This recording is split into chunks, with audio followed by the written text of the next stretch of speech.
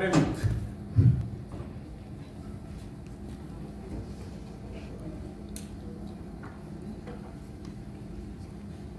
At the onset, I wish to thank the organizers of the conference to give me this opportunity to talk from this august platform. I am the author of the Journey of COVID in India. The book had received the approval from the United States, Geneva headquarters, and I am a teaching faculty at the Chaudhry Charan Singh University, Meerut. I have a very robust presence on the social media with more than 44,000 followers and about 6 lakh videos on my YouTube channel. I'll be talking about the COVID-19 pandemic, what we have learned from it, and how can we save the world from the next pandemic. COVID-19 pandemic has been the biggest pandemic of our lifetime. It has impacted all the spheres of our existence. Despite extensive vaccination, the world saw recurrent waves of COVID pandemic. Over the past 2 years, more than 50 crore people have suffered from the disease and about 60 lakh people have died. Not only the lives have been lost, but also the livelihoods. The IMF estimates that there has been a loss of about $13.8 trillion US because of the pandemic. This is the COVID India pandemic timeline. India saw its first case on 30th of January 2020, and we were through the third wave in February, and we are now contemplating whether India is going to have the fourth wave or not. Another landmark point for India was the onset of vaccination, which started on 16th of January 2021. This pandemic has been different from the rest of the pandemics which was seen in the past because there was a tug of war between the virus and the vaccines. Another thing which happened in this pandemic was the presence of internet. The speed of virus versus the speed of travel of the virus, the internet. Till 2 days back, about 65% of the world's population has been vaccinated. This is the vaccination chart and the case chart of the whole of the world, and we find that despite the vaccination started in the late part of the 2020 or the early part of 21, there has been an increasing number of cases, and not only the cases, but number of deaths have also been continuing, though the number of deaths in total have decreased. So what is causing pandemic? Why the pandemic is continuing despite the vaccination? Because of the emergence of the new viral variants, waning immunity, and lack of COVID-appropriate behavior, which ultimately had to go because of the fatigue. Why new variants are appearing? See, we might be boasting of ourselves that we have vaccinated more than 65% of the population, or we have given 11.45 billion doses of vaccine all across the world. But the truth of the matter is that about 15.2% people in the lower income countries have been vaccinated. So there has been an unequal vaccination all through the world, and that's what it is giving rise to the vulnerable host where the virus accumulates, multiplies, and goes on to the form the variants which spread to the rest of the world. So what should we do? We have to follow the principle, the world is a family. And this principle, the world is a family, or the Vasudhaiva Kutumbakam, is written, engraved on the entry gate of our parliament. But from the walls, it has to go to the minds of the politicians who make the policies for the vaccination. It has to descend from the Parliament of India to the White House and to the House of Commons and to the other parliaments in the world. Internet has been another landmark during this pandemic, where the technological infrastructure allowed the world to share knowledge, scientific advancements, treatment protocols, and experiences. Most of the prestigious journals and the news channels were freely accessible to everyone. The timely information helped. It saved millions of lives across the globe. So, sharing is caring. What do we learn from the past?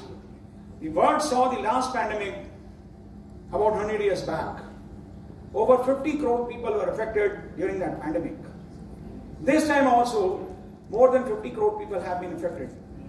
Second wave was disturbing, most robust. This time also, second wave created havoc and was responsible for more than 2/3 of total deaths. If we compare the mortality figures, the mortality graph of various waves, we find nearly the same. First wave was mild, second wave was bad, and third wave was milder than the second wave. So mankind remains vulnerable to the ill effects of pandemic despite 100 years of vaccination. So 100 years have gone waste. No, this is not true. If we compare, the world population in 1920 was around 192 crores. Now the world population is around 775 crores. That time about 25% population was affected. This time only 6% population has been affected with the symptomatic COVID. 5 crore people died in the past. This time we have been able to curtail it to 60 lakh deaths. The fatality rate is less, so the vaccines have been doing their job, but is it sufficient? Three effective measures 100 years back were lockdowns, masks, and social distancing.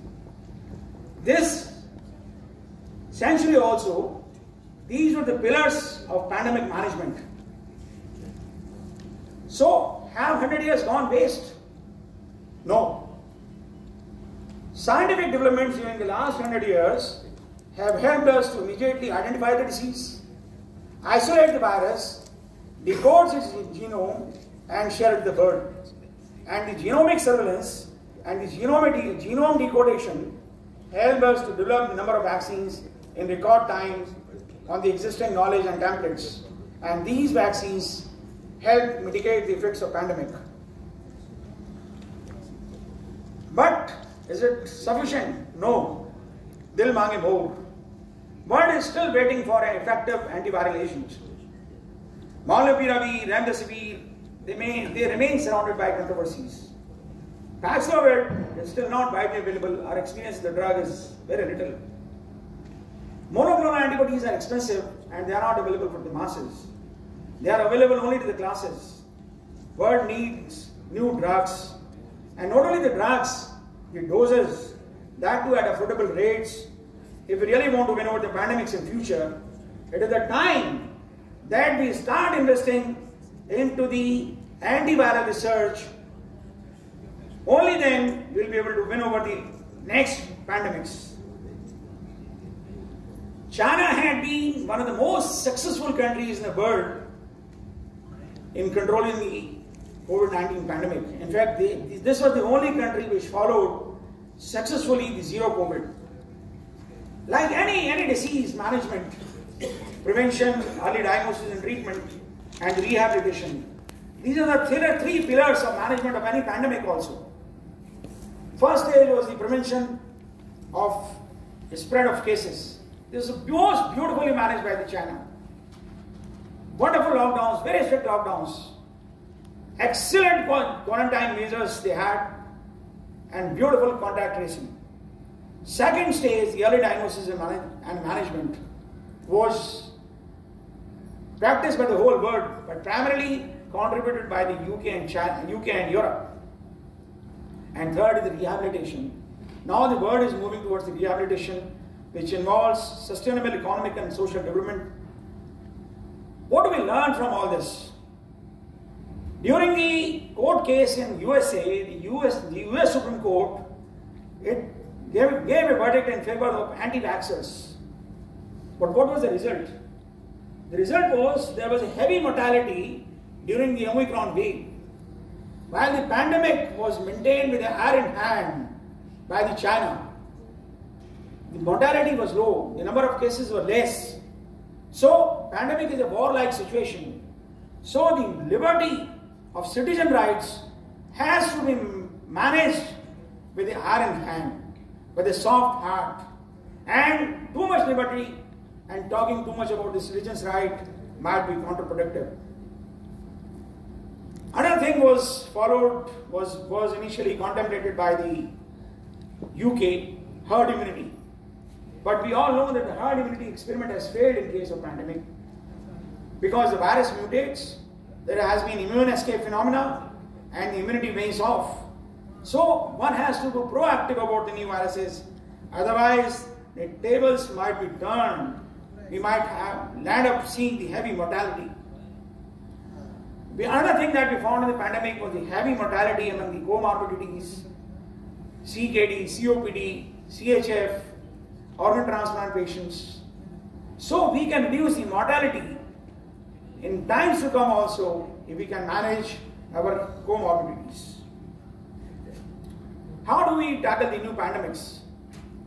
Better and equitable overall health preparedness. Today we talk of oxygen supplies. We are augmenting our oxygen supplies. But this was a respiratory virus. Tomorrow it might be a gut contagion. Next time it might be a hematological microbe. So overall improvement in the health infrastructure and equitable distribution in the various regions of a country and various countries of the world is important so that the health infrastructure is available to the mankind in hours of need and people don't have rush from villages to the cities and from big cities to the big countries. But what we saw in this pandemic,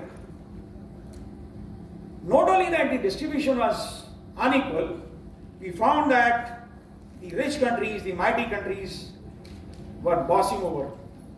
The money seemed to be driving the science. Nations need to be adaptive and appreciative of each other's scientific developments.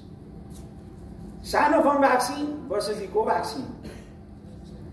Time of approval by WHO, 5 days versus 105 days. Vaxzevria versus Covishield. Same vaccine, same platform. Same development country. Everything same about the vaccine. But approved by UK, Covishield not approved. So there had been a partiality. Because money was a driving force. Pharma-driven hip. Rich and mighty nations pushing and referring to their own product was detrimental to the science. There was a hip created that the Pfizer vaccine is the best vaccine. But how do we see? Do you ever regret not having received the Pfizer vaccine? If you see this chart, you can see that the world can be divided into 3 parts. The developed world and the Western world, which primarily use the mRNA vaccines. On the other hand, China, which primarily use the killed vaccines, corona vaccine. And the part of this continent, India, which used the vector-based vaccines and the killed virus vaccine. And what was the result? The result was very clear. The places where the mRNA vaccine was used, the Omicron wave was bad. It created a lot of deaths. In China, the number of cases was still very low, though there were some cases, but still the number of cases was not in comparison to the UK and USA. India could manage the situation overall better despite the third wave.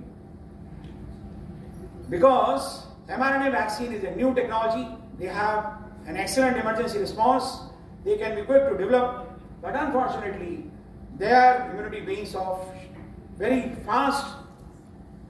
Killed virus vaccines are old as gold vaccines, they are fast to develop, they have not only a good emergency response, but they also have a robust cell-mediated immunity, which is going to work against the newer, evolving variants also. So need of the hour for every country is to be adaptive and respecting others, and we can always think of a mix and match. This time we saw that the WHO worked as a facilitator. Nobody followed the dictate of the WHO to avoid booster doses and to primarily ship their vaccines to the countries which needed it the most. And what happened?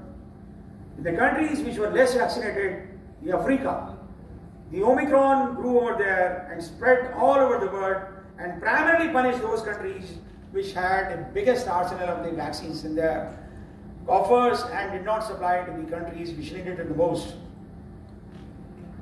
When there is an atmosphere of suspicion, international cooperation takes a backseat. There is a theory of the lab-made virus in China. Every country ought to have its own epidemic intelligence agency. And so it's true about India also. This is the time that India has its own epidemic intelligence agency. WHO, in collaboration with US, has started a pandemic and epidemic intelligence agency in Berlin, Germany. And CDC has been gathering data on the emerging diseases and forecast their spread. There are many global agencies which are monitoring the threat of emerging biological microbes. Among them are the CDC, EcoNet, Strategic Health Operations Center, Global Health Security Index, US National Biodefense Strategy documents. And what is the scenario in India? India has been primarily relying on the inputs given by some of these above-mentioned agencies. You might say that the NICD is working, but what does NICD do? NICD does not monitor the evolution of the virus. It just collects the data of the existing virus or diseases. And to have the data of the evolving viruses, emerging microbes, India has to rely upon the generosity of the host countries, confidentiality, resistance, reliability, bilateral international relations, our budgetary allocations, and these things, they might change with coming times. So this makes a very solid background for India to have its own epidemic monitoring agency with global monitoring of emerging epidemics to have full control over the future preparedness. We might be monitoring, we might be improving the health infra, but the bitter truth that will always remain is that the pandemics are the force of nature, and pandemics remains unpredictable and unpreventable. Nevertheless, proper preparation and prior planning can help protect people. Man is not the master of the universe. A tiny, invisible contagion can push millions of people, not millions of people, billions of people, men and women, inside the four walls of their houses. Houses can be turned into jails. The fields can be turned into graveyards by a tiny, invisible contagion. Man must stop destroying the balance of nature. Adopting natural ways of healthy diet coupled with exercise will boost the natural immunity and keep the comorbidities away. Otherwise, nature's contagion will hold you accountable. Thank you very much. Thank you, Dr. Gupta, for your excellent presentation. I'll ask for one or two comments or questions from the floor. Dr. Tamus from Kolkata. Sir, given the fact that what is applicable in China may not be true in case of our country because of the strong presence of media and people's right, democratic right. So what do you think to be the answer for aborting the next pandemic? Is it antiviral? Because we have a bitter experience of using so many drugs in the second wave of COVID-19, including remdesivir, tocilizumab, and ultimately it was found that only steroids and oxygens are effective. So is it vaccine? Is it the attitude of the public, the government, or the antiviral, or combination of all the three? I think you have answered it yourself. It has to be a combination. We have to work at every step. It has to be the prevention of the pandemic, it has to be early diagnosis and treatment, and it has to be the rehabilitation also. For the early diagnosis and treatment, we have to have good diagnostic kits which can detect the disease in the early stage, which have high sensitivity and high specificity. And for the treatment, we ought to have a wonderful antiviral agent which can be given early in the course of disease, because once the virus sets into the body, it does not remain susceptible to the antimicrobial agents. And similarly, we ought to have a wonderful vaccine which retains its antigenicity, which retains its immunogenicity against a number of evolving viruses. So we ought to have a universal corona vaccine, and the work is going on in the universal corona vaccine. And this is what the coronavirus, but in other pandemics also, we ought to have a mix of all three. Thank you for endorsing. Myself, Dr. Harish Gupta from Lucknow. So you said very good things about China. I just want to begin my question by paying homage to Dr. Li Wenliang. He was an ophthalmologist who first reported the cases of an evolving pneumonia in his social media circle, and then he fell ill. His pregnant wife, he left behind his pregnant wife and a child, and all of us know that whatever he was telling to the world at that time was correct. So there is a danger in the way China is running its country as well. I would like to warn this house that we should mimic China facing its own dangers. My second point is that about Dr. Peter Daszak. He was the team of the WHO team who visited the China and inspected the Wuhan lab, which is supposed to have its origin of this SARS-CoV-2.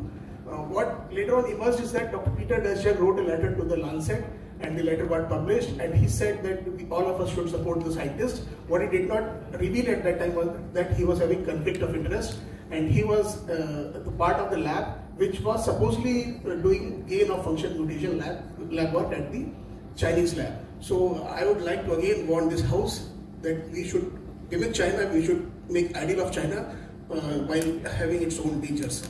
My third point is that you are saying that Indian courts pass orders against the vaccine. I'm not aware of any such court orders. What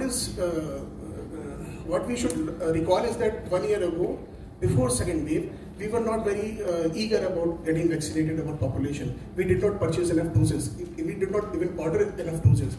Only after the second wave emerged and tens of thousands of people started dying, when we began to order the vaccines, and then we rapidly injected them, and that's why third wave had its very low impact on the population. Thank you. Thank you. Do I comment upon it? Yes. Peter Daszak had a history which was being driven by the money. He was receiving a lot of grants from the National Immunological Agency of USA and was being diverted to the China lab.